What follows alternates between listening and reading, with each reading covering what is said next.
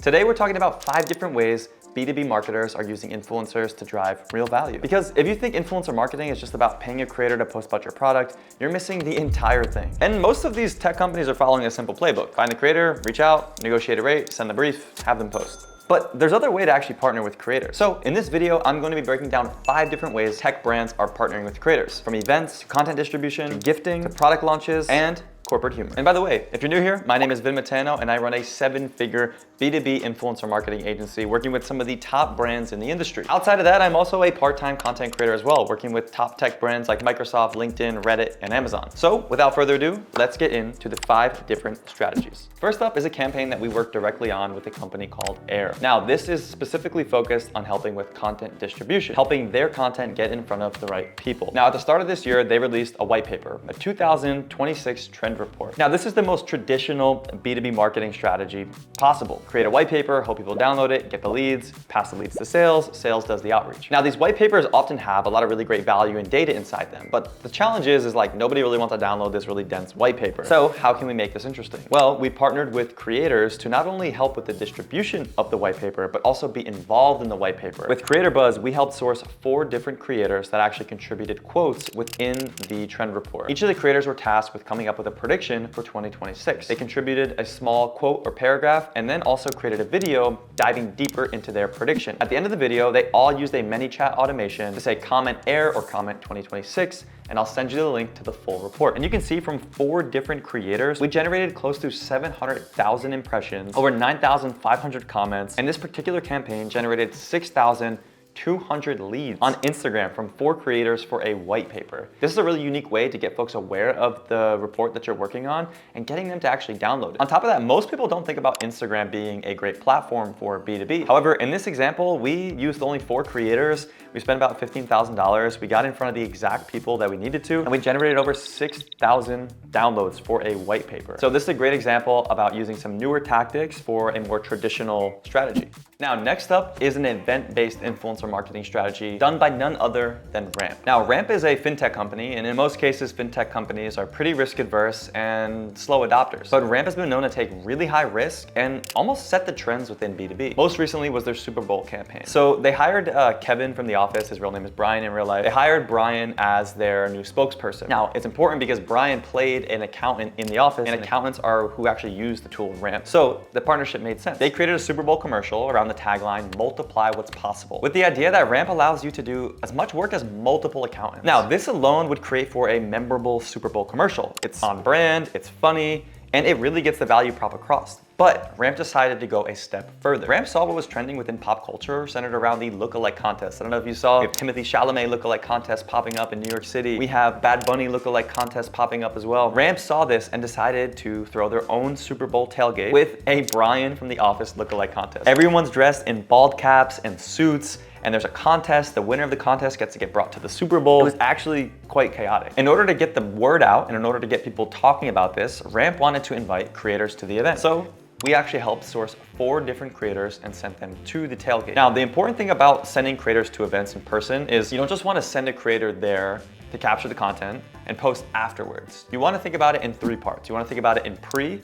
Can we get people excited about this event before it happens? Can you do something during, so there's actually activations happening during the actual conference itself or event? And the last one is post. What are they creating that they can post weeks after the conference or event that would still be relevant and kind of extend the shelf life of your activation? So in this case, we actually got a really large creator, Max from the Career Ladders. He basically stands on a ladder, has a guest on, and he has to guess their career in under 2 minutes or so. And so we had Kevin from The Office, or Brian, stand on the ladder with him. This video alone has over 17 million views across Instagram, TikTok, and YouTube. Now, the interesting thing about this is Ramp didn't just look to see who would create the most views. They wanted to see like how they can create a moment in person as well. So like for the Career Ladder, he had the video that went super viral, but then he also had like a small amount of people kind of watching this in person. It was another form of entertainment in person. The other example of this is the creator that goes by Poor Boy Coffee. So they had all these people attend the tailgate, but they needed food vendors. One of the things I always recommend to B2B marketers, if you're going to source a vendor for an event, photographer, food vendor,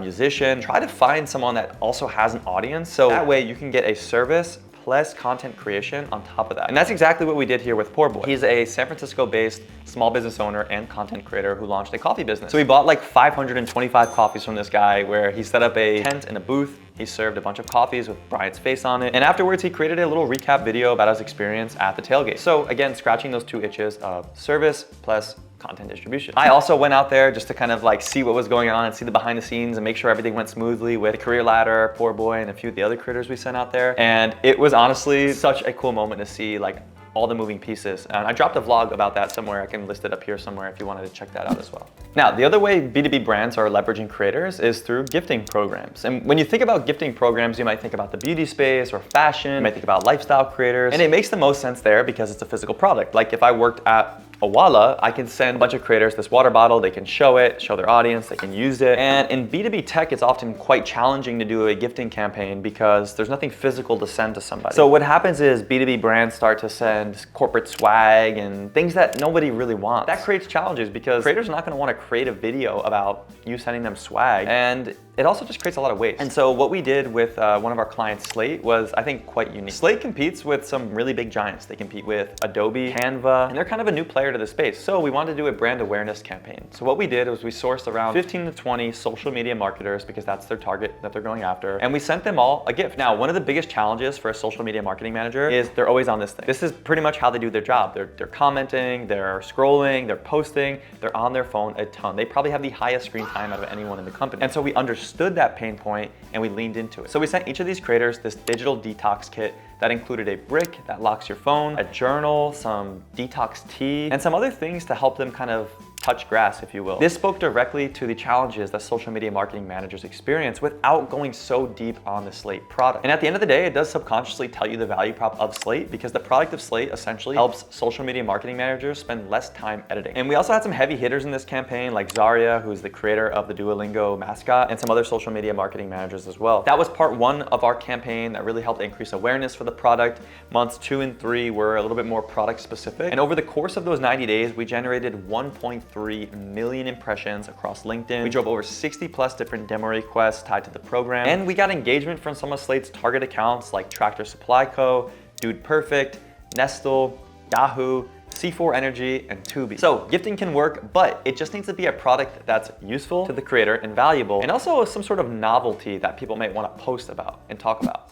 One of the other ways that brands are working with creators is actually for product launches. There's different goals when working with creators. You might want to increase brand awareness, you might want to drive product usage, you might want to educate the market on certain features that you guys are maybe not as known for. And so that's what we did here with this company called Tavus. Tavus creates AI avatars essentially, and they just released a consumer product called Pals. And it's a little dystopian, I will say, because of the fact that you can talk and engage and befriend an AI avatar essentially, and the avatar learns over time. It can read your facial expressions when you're talking to it. It can remember things that you mentioned to it. It can text you, give you updates, reminders. And so we really wanted to kind of hit the ground running and let the market know that this feature exists. So we partnered with a handful of different AI creators. So these creators that kind of talk about AI avatars. You can see here we had each of the creators engage with a pal, and that was the video. They actually were using the tool directly. They shared real conversations. They shared text messages from this, interactions with the pals. And each of the creators also used a ManyChat automation that said comment pals, and I'll send you the link to try it out. And we had a few videos actually go viral, I think just because of the novelty or of the shock factor of the interactions with the pals. But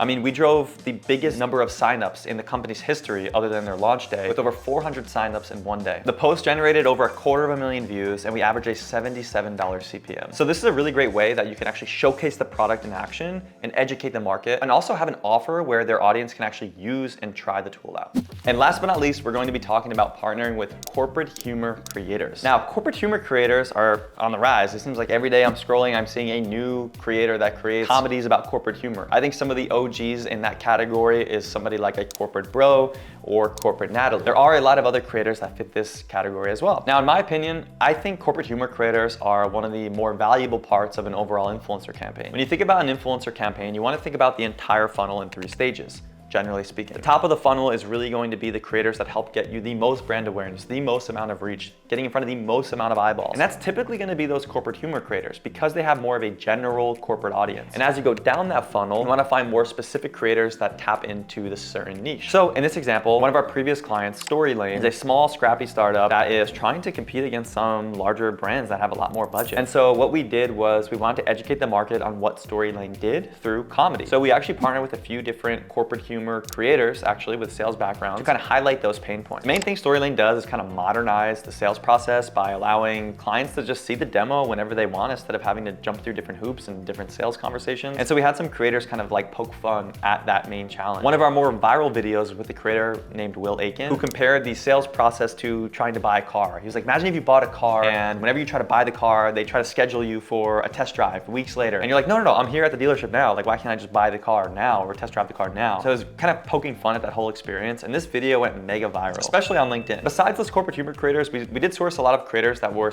more specific to the particular niche that can showcase the product. But this campaign was super successful over the course of 6 months. We drove over 3.3 million impressions on a $30 CPM, which is incredible in the B2B space. Their team also said that the influencer program drove 3x better performance compared to their LinkedIn thought leadership ads. And they also said that 50% of Storylane's pipeline came from their LinkedIn efforts. So there you have it. 5 different B2B influencer marketing campaigns that go beyond just the traditional pay to post. From events to corporate humor, content distribution, gifting, and product launches. So if you learned anything here, it's that the companies that are doing it right aren't just buying influence. They're earning it through value, relationship building, and authentic collaboration. So if you found this breakdown valuable, let me know in the comments which approach excites you most, and maybe I'll do a breakdown of each of them. And if you're interested in more B2B influencer marketing trends and campaigns, follow along.